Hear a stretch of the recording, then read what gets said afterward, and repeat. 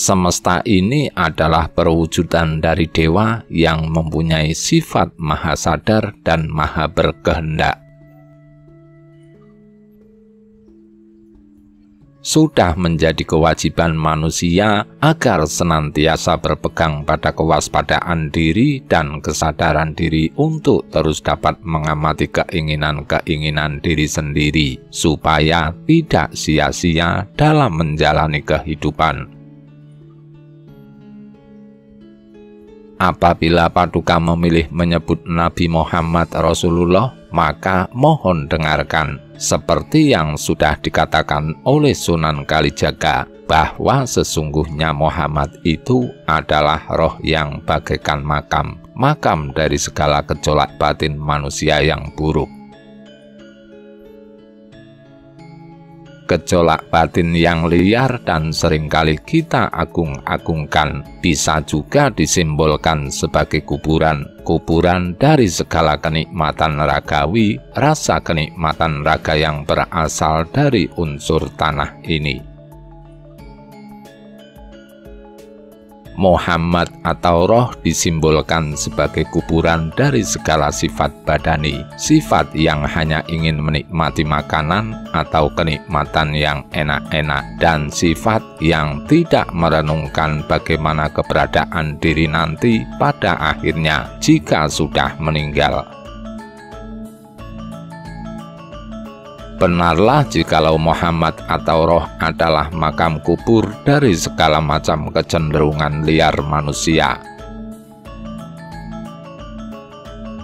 Muhammad juga bisa dilambangkan sebagai roh idofi, maksudnya ruh yang dilapisi oleh segala kecenderungan negatif.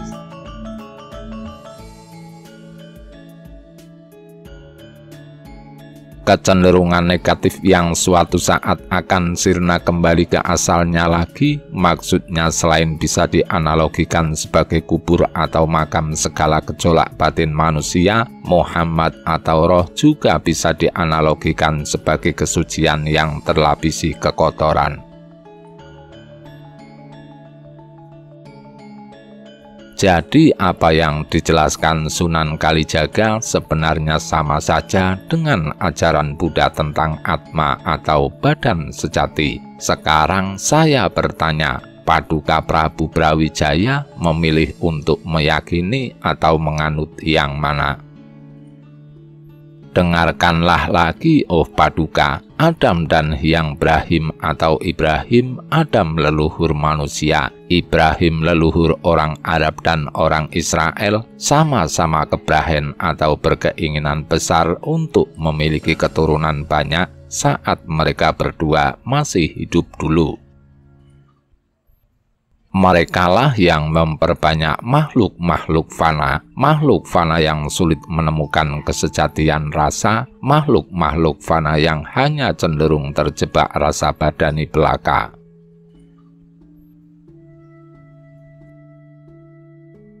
Makhluk fana yang disebut Muhammadun yaitu ruh yang terlapisi kekotoran duniawi, ruh yang menjadi kuburan dari segala macam gejolak batin yang liar. Ruh yang menurunkan kesadaran kecil dan mewujud dalam bentuk manusia yang memiliki segala rasa ini, bukanlah sama juga dengan kisah Manu, leluhur manusia sesuai ajaran Buddha. Manakala kelak diambil kembali segala yang fana ini, atau yaitu badan halus yang memiliki kecenderungan liar dan badan kasar yang suka menikmati kenikmatan indrawi oleh Yang Maha Kuasa, diri Paduka yang berwujud manusia akan tinggal wujud jadi, maksudnya wujud sejati atau ruh atau atma. Itulah wujud kita pribadi yang sejati. Untuk bisa terlepas dari badan halus dan badan kasar harus dengan lantaran menjauhi segala kecenderungan buruk.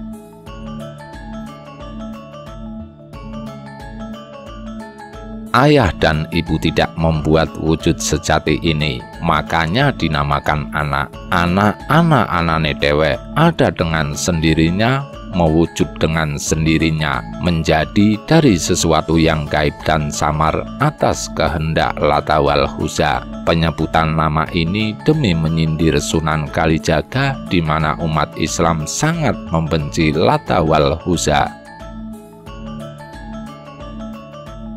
Sabdo Palon sengaja menghindari penyebutan Hyang Widi atau Brahman. Lata wal Uzza adalah nama berhala yang disembah orang Arab sebelum Islam muncul dan dianggap memiliki saham dalam penciptaan manusia. Maksud Sabdo Palon sebenarnya atas kehendak yang tak tergambarkan. Diri kita adalah percikan dari yang tergambarkan tersebut. Dialah yang meliputi segala wujud ini. Dan seluruh wujud ini semua sebenarnya adalah wujudnya juga.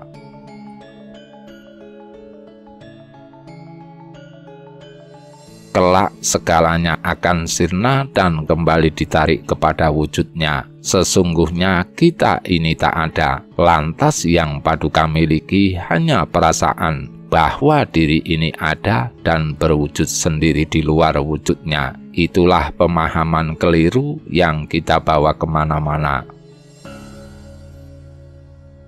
Jika memiliki ketetapan hati yang keliru sedemikian itu, maka pada saat kematian tiba akan menjadi roh penasaran atau demit yang berkeliaran di atas tanah, menunggui jasadnya sendiri yang sudah busuk terkubur, sungguh sia-sia.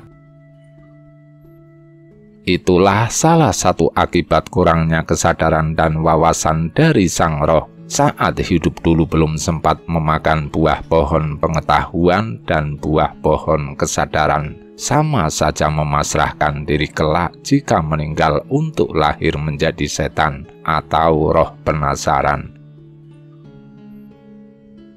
Memakan tanah atau mengharap-harap manusia lain memberikan sesajian dan mengharapkan upacara selamatan untuk kematiannya, karena hanya sesajian dan doa waktu upacara selamatan yang dilakukan keluarganya saja yang bisa memuaskan dahaga sang roh penasaran tersebut.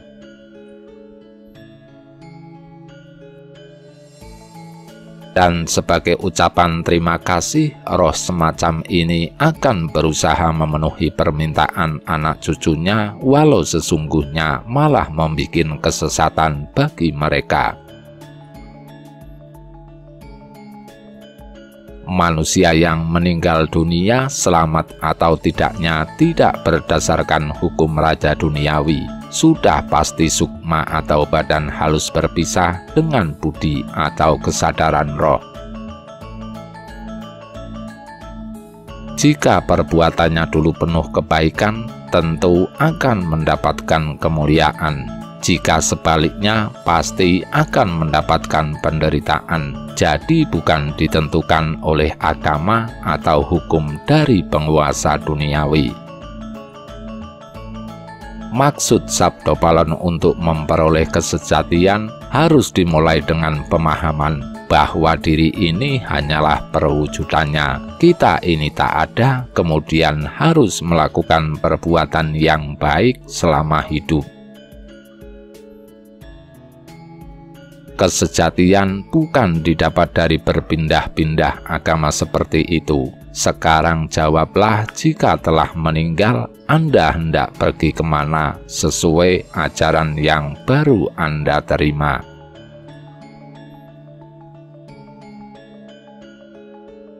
Sang Prabu menjawab, kembali ke asal mulaku, berasal dari nur atau cahaya, akan kembali menuju nur atau cahaya. Sabdo Palon berkata lagi, itu pemahaman manusia bingung. Hidupnya sia-sia, tidak memiliki pemahaman akan kewaspadaan diri, belum pernah memakan buah pengetahuan dan buah kesadaran dari satu kembali menuju satu. apa yang Paduka sebutkan bukanlah kematian yang utama.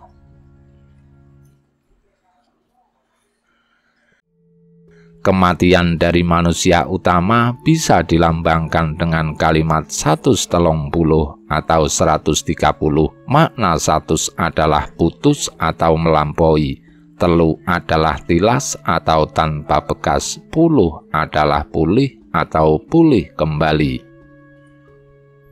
Seluruh wujudnya rusak, akan tetapi yang rusak adalah yang melekati roh idafi. Hidupnya abadi, hanya jasad kasar beserta sukma atau jasad halus yang terpisahkan dari kita.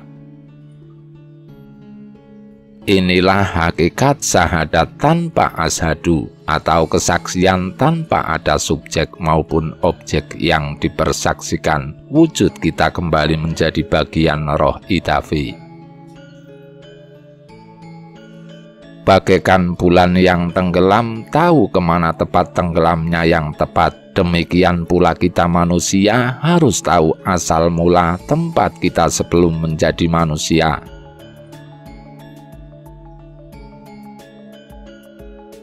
Kata surup atau tenggelam mengandung makna sumurupo atau ketahuilah awal, pertengahan, dan akhir kehidupan ini. Jadilah pengembara yang waspada, jangan sampai salah saat memahami awal mula tempat kita dulu. Awal mula pertama kali menjadi manusia yang membawa sir atau keinginan dan cipta atau pikiran ini. Sang Prabu berkata, pikiranku aku sandarkan kepada manusia yang lebih mulia. Sabdo Palon berkata, itu sikap dari seorang manusia yang tersesat bagaikan benalu yang menempel pada pohon-pohon besar.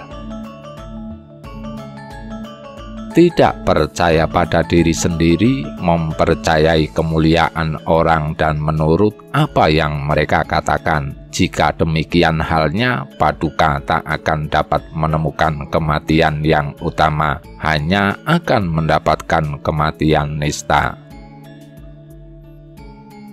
Semenjak hidup sukanya menempel orang lain, mengikut, tidak mempercayai diri sendiri. Kelak jika meninggal pun akan mengalami hal serupa, menjadi roh yang kesana menari menempel. Jika diusir lantas kebingungan, penasaran menjadi roh penasaran dan mencari tempat menempel lainnya. Sang Prabu berkata lagi, aku berasal dari kosong, akan kembali ke kekosongan lagi. Saat aku belum menjadi tidak ada apa-apa, jadi kelak aku juga akan menuju kepada kosong tersebut. Sabdo Palon menjawab, itu kematian manusia yang tersesat, tidak memakai iman dan ilmu atau keyakinan dan pengetahuan. Sabdo Palon sengaja menunjukkan istilah-istilah Arab demi menunjukkan bahwa dirinya juga memahami ajaran baru Sang Prabu. Hidup hanya seperti binatang, hanya sekedar mencari makan dan minum, serta hanya sekedar menikmati tidur. Manusia yang demikian hanya menimbun daging, sangat bodoh. Tidak usah mencari pengetahuan kesejatian, cukup meminum air kencing saja sudah puas. Mereka menganggap kelak jika meninggal sirna juga dirinya. Sang Prabu, aku akan menjaga pekuburan, menjaga jasadku yang sudah luluh jadi debu.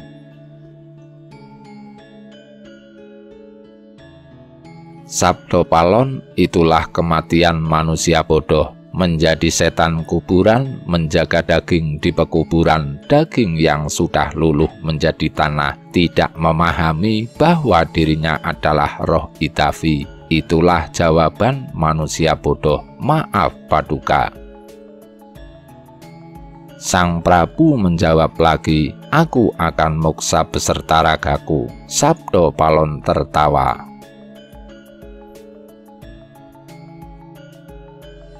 Dalam ajaran agama Rasul tidak ada tuntunan meraih moksa. Tidak ada tuntunan menarik jasad fisik karena kebanyakan golongan mereka terlalu memanjakan kulit daging atau hukum agama semata. Dan lagi, moksa beserta raga itu tidak diajarkan dalam ajaran Buddha. Manakala manusia mati dan tidak meninggalkan jasad, berarti tidak bisa diyakinkan apakah dia memang sudah mati atau hanya sekedar berpindah alam saja. Belum bisa dipastikan akan mewujud menjadi roh Itavi murni. Kebanyakan hanya akan berpindah alam ke alam demit atau jin. Jawaban Sang Prabu, aku tidak akan memilih tujuan, aku tak akan berusaha. Sudahlah, terserah Yang Maha Kuasa saja. Sabdo Palon, Paduka melupakan sifat kemanusiaan Paduka. Apakah Paduka lupa bahwa manusia dijadikan sebagai titah yang mulia? Paduka telah meninggalkan keharusan sebagai manusia. Manusia memiliki hak untuk memilih dan menolak. Lebih baik menjadi batu saja, jadi tidak perlu mencari ilmu kemuliaan untuk meraih kesempurnaan kematian.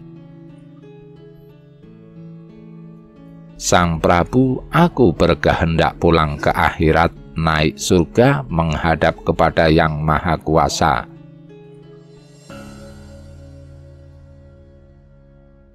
Sabdo Palon menjawab, akhirat, surga semua sudah Paduka bawa dalam diri Paduka, telah Paduka bawa kemanapun juga.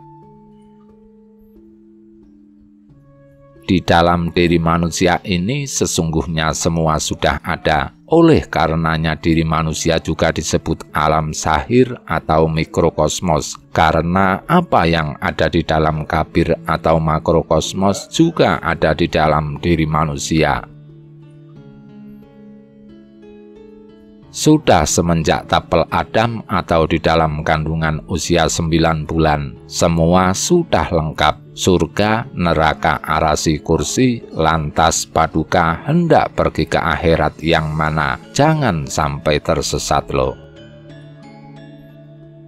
Padahal kondisi akhirat atau di luar diri manusia itu mirip sekali dengan kondisi manusia yang melarat.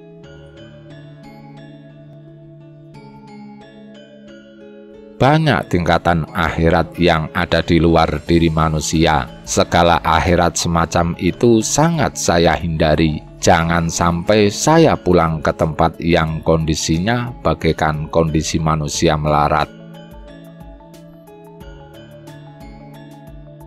Jangan sampai saya menuju akhirat di luar diri yang konon disebut negara yang adil, padahal bukan. Jikalau sampai salah tempat, pasti akan mendapat hukuman, pasti akan diikat, disuruh kerja paksa yang berat, serta tidak mendapatkan bayaran. Salah satu akhirat yang sesat adalah akhirat di Pulau Srenggi. Nusa artinya tempat manusia, Sreng artinya kerja berat, dan Enggi artinya kondisi.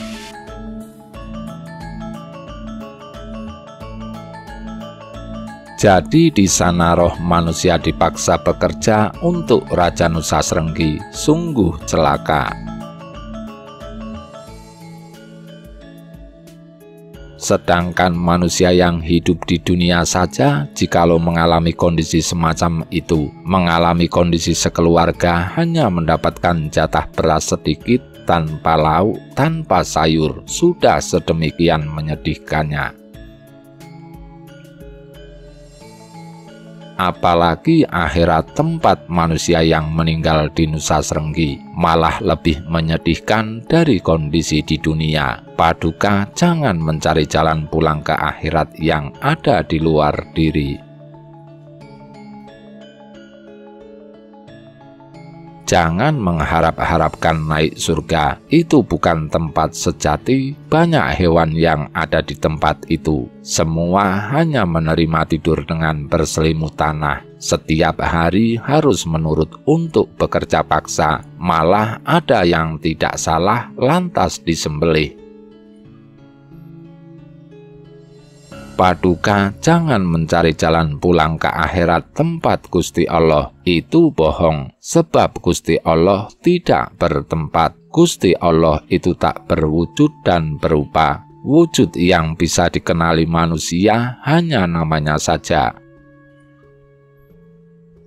Gusti Allah itu meliputi dunia dan akhirat. Paduka belum mengenalnya. Yang Paduka kenali hanya perwujudannya serupa cahaya bintang atau serupa cahaya bulan, atau perwujudannya bagaikan dua cahaya bintang dan bulan yang menyatu. Gusti Allah itu tidak menyatu, juga tidak pisah dengan kita. Sangat jauh tanpa batasan, tetapi juga dekat, namun tak bersentuhan dengan kita. Hamba saja belum bisa menguak intinya, apalagi Paduka. Nabi Musa yang diagung-agungkan orang Yahudi, Kristiani, dan Islam sebagai nabi yang mampu berbicara langsung dengan Allah saja tidak mampu melihat wajahnya.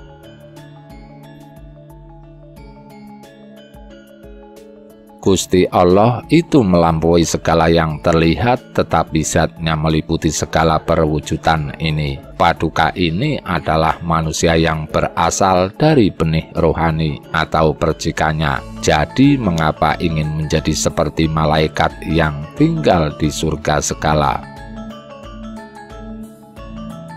Raga manusia berasal dari nutfah atau air mani atau sperma. Jika sudah rusak akan terurai kembali kepada yang lata wal huza. Kembali Sabdo Palon menggunakan istilah lata wal huza. Jika raga sudah tua, lebih baik meminta untuk mendapatkan raga baru dan lahir menjadi manusia lagi, bukan malah ingin hidup di surga, sehingga tidak bolak-balik tertunda atau perjalanan punarbawa atau evolusi ruh dalam wujud selain manusia, walaupun memang harus tetap lahir dan mati. Yang dimaksud hidup sebagai makhluk itu jika nafas terlihat masih ada, akan tetapi sesungguhnya yang disebut hidup itu adalah yang abadi, yang stabil, dan yang tak berubah selamanya. Jadi yang mati hanya raga semata. Raga hancur dan tidak lagi bisa merasakan kenikmatan.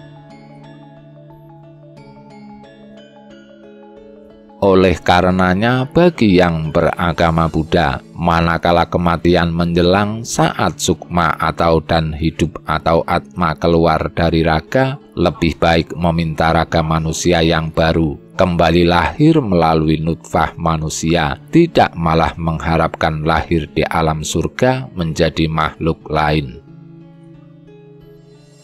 Diri sejati manusia ini kekal, tidak berubah dan stabil. Yang berubah itu hanya tempat indria atau rasa, maksudnya sukma dan raga, tubuh materi yang hanya bayangan dari roh itavi atau atma atau hidup itu sendiri. Sesungguhnya yang dinamakan Prabu Brawijaya itu tidak juga tua dan tidak juga muda, abadi berada di pusat semesta, berjalan tapi tiada bergerak dari kedudukan semula, berada di dalam kuasir atau kehendak dan cipta atau pikiran yang hening. Maksudnya diselimuti oleh sir atau kehendak dan cipta atau pikiran. Bawalah bawaanmu yang sesungguhnya atau kesadaran, bawaan yang tanpa adanya raga, hilang segala tulisan. Seluruh perhitungan manakala dijumlah menjadi kumpul atau menyatu, keterpisahan dengan duniawi menjadikan murni. Jalan kesempurnaan kematian fokus pada detak jantung sebelah kiri saat kematian menjelang. Di sanalah jalan sirnanya sir dan cipta atau kehendak dan pikiran kembali menuju ceta atau yang nyata, lambang kang gawe urip atau atma.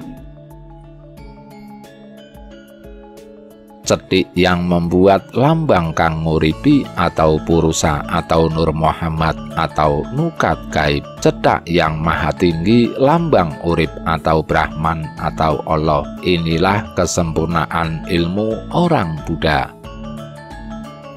Terciptanya roh mulai dari cethak atau yang tinggi berhenti di dalam cethik atau yang membuat keluar lewat kalam wadi atau ucapan rahasia atau penis atau cethak yang nyata. Hanyut dalam lautan cinta masuk ke dalam gua indra gila wanita atau indra atau sarana merasakan sensasi ragawi. Gila atau kukila artinya burung, tempat merasakan sensasi penis. Gua indra gila artinya vagina, jatuhnya nikmat di dasar bumi kasih. Di sana Ki Budi atau kesadaran roh menciptakan istana Baitullah atau rumah Tuhan, yaitu sukma dan raga manusia yang mulia, tercipta dari sabda kun atau jadi, dan berdiam di tengah semesta di surga orang tua wanita. Oleh karenanya manusia seyogyanya tetap berdiam di tengah semesta, maksudnya stabil kesadarannya. Jagat manusia itu dilekati apa yang disebut kuasir atau kehendak dan cipta atau pikiran. Dibawa kemana-mana tiada juga berkurang dan usia manusia sudah ditentukan oleh karma. Tidak bisa berubah, sudah tertulis di dalam Lauhil Mahfudz atau kitab nasib. Kitab nasib sesungguhnya adalah alam semesta yang merekam segala perbuatan kita.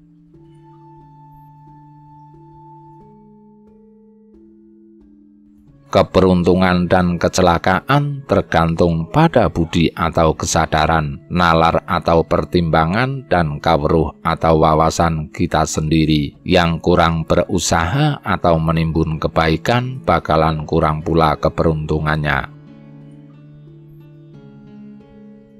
Awal mula arah mata angin dihitung dari arah timur, lantas barat, selatan, dan utara. Wetan atau timur lambang wiwitan manusia mawujud atau awal mula manusia mawujud. Kulon atau barat lambang lelaki berhasrat untuk bercinta atau kelonan. Kidul atau selatan lambang wanita disogok bagian selangkangannya tepat di tengah atau di dudul. Lor atau utara lambang jabang bayi lahir atau lahir.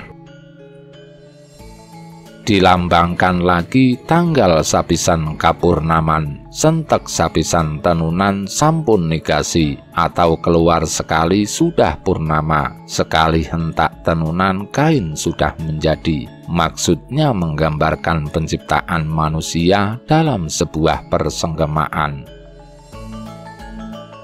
Sekali memancarnya sperma ke dalam rahim sudah cukup membuat seluruh wadah bagi roh mulai tercipta. Pur artinya kumpul atau menyatu, na artinya adalah wujud, ma artinya terikat oleh wujud.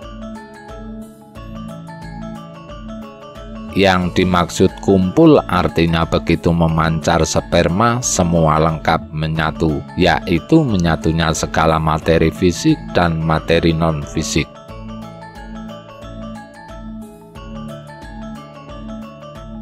Keluarnya atau lahirnya manusia melalui orang tua perempuan bersamaan keluarnya saudara yang bernama Kakang Barep atau Kakang Kawah dan Adine Wuragil atau Adi Ari-Ari. Kakang Barep tak lain adalah Kawah atau Ketuban, sedangkan Adine Wuragil tak lain adalah Ari-Ari atau usus terakhir yang menempel di pusar atau tali pusar. Keduanya muncul pertama dan terakhir kali. Ketuban pecah dulu, baru keluar darah, kemudian jabang bayi, lantas plasenta, dan terakhir tali pusar atau ari-ari. Ketahuilah Sang Paduka, saudara kita yang keluar bersamaan dengan kita senantiasa menjaga kita bagaikan matahari yang terus bersinar, berwujud cahaya, membantu kesadaran. Mampu menyertai kesadaran untuk hidup di dunia yang penuh beraneka warna perwujudan ini. Saat keluar dan saat peleburan mereka seyogyanya diketahui. Inilah pengetahuan orang Jawa yang beragama Buddha. Raga ini diibaratkan perahu, sedangkan sukma atau badan halus atau sedulur papa tadi ibarat manusia yang mengendalikan perahu, yang menentukan arah hendak kemana. Jikalau laju perahu salah arah, pasti akan menemui kecelakaan. Perahu pecah, yang menaiki akhirnya juga hancur. Oleh karenanya harus waspada dan penuh kesadaran, mumpung perahu masih berfungsi. Manakala tidak waspada dan penuh kesadaran pada saat hidup ini, mana mungkin bisa waspada dan sadar jika sudah meninggal nanti. Sadar untuk mencari asal-usul manusia manakala telah rusak atau mati. Seharusnya sukma juga berpisah dengan kesadaran roh. Inilah yang dinamakan sahadat pisahnya kawulo dengan Gusti. Sah bisa dimaknai pisah, dat bisa dimaknai zat Gusti. Jikalau raga dan sukma telah berpisah, namun sukma dengan budi atau kesadaran atau atma belum mampu berpisah, maka kesadaran roh akan berganti baitullah atau rumah Tuhan atau badan fisik baru atau punarjanma atau reinkarnasi. Kembali hidup dengan bertalikan nafas dan wajib terus memuji kebesaran Gusti agar selamat dalam penjelmaan baru itu. Manakala raga berpisah dengan sukma dan sukma berpisah dengan budi atau kesadaran roh, maka akan menjelma kepada yang tidak berwujud apapun, menyatu menjadi maha besar dan tiada akan redup cahayanya untuk selamanya. Oleh karenanya harus senantiasa waspada, senantiasa ingat akan asal-usul kawula. Seorang kawula juga wajib meminta kepada Gusti, meminta baitullah atau rumah Tuhan atau badan manusia yang baru dan yang lebih baik melebihi yang sudah rusak. Raga manusia inilah baitullah, atau juga bisa diibaratkan perahu buatan Allah menjadi dari sabda kun. Namun perahu manusia Jawa mampu berganti dengan perahu yang baru atau reinkarnasi. Sedangkan orang Islam tidak meyakini bisa mendapat perahu baru. Jikalau sudah meninggal nanti, maka mereka yakin tidak akan menjelma ke alam dunia lagi. Tak ada manusia yang menjelma kembali. Menurut mereka, jika manusia bisa menjelma, dunia akan terus bertambah dan akan penuh sesak. Kehidupan menurut mereka hanya sekedar menjadi muda, tua, dan mati saja. Ketahuilah Paduka, walaupun roh manusia manakala sesat perbuatannya, kelak jika meninggal akan menjelma menjadi kuwu atau binatang laut, akan tetapi roh hewan bisa menjelma menjadi manusia.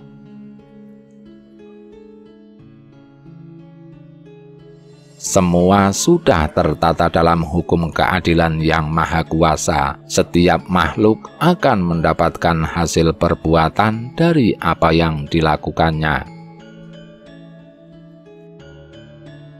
Dikala Batara Wisnu menjelma menjadi raja di kerajaan Medang Kasapta dulu, seluruh hewan dan makhluk halus dibantu menjelma menjadi manusia. Semua lantas dijadikan bala tentara sang raja. Kala yang Paduka Resi Palasara membangun kerajaan di Gajahhoya, seluruh binatang dan makhluk halus juga dibantu menjelma menjadi manusia. Oleh karenanya, waktu itu bau badan tiap manusia berbeda-beda, sesuai bau badan saat masih berwujud hewan atau makhluk halus sebelumnya.